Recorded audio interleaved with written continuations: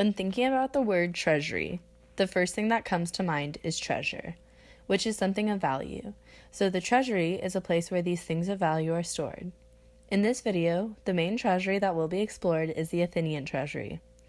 Treasuries were found throughout palaces in Greece, especially in Delphi, Olympia, and Delos.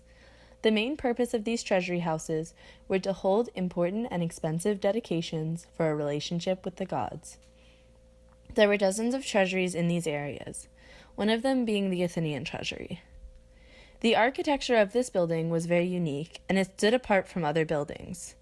Like other treasuries, it was very hard to access. According to Richard Neer, it stood on a high podium without steps, and a metal grate ran across the entire front, from the ante to the columns, and between the columns themselves.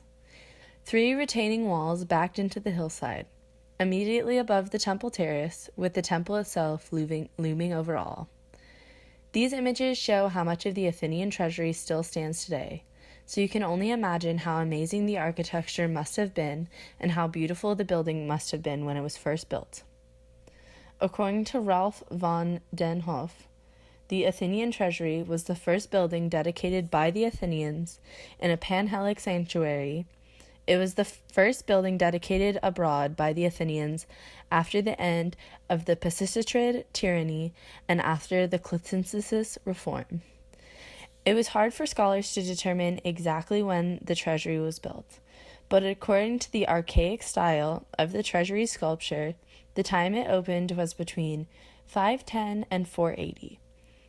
This image is a sculpture of Athena and Theseus. It is made of marble and today is located in the museum at Delphi. On the right side of the image, the sculpture has been created into a drawing, with the idea of what the whole thing may have looked like. There were many treasuries besides the Athenian treasury. One of the oldest is that located in Delphi, as well as the Siphian treasury. According to Richard Neer, it is the most richly adorned of all the treasuries, and it is the place for different subcultures within cities to negotiate with one another.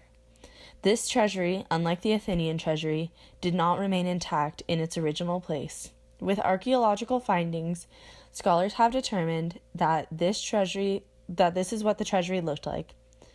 These treasuries have played an important role in Greek culture and will always remain important to Greek history.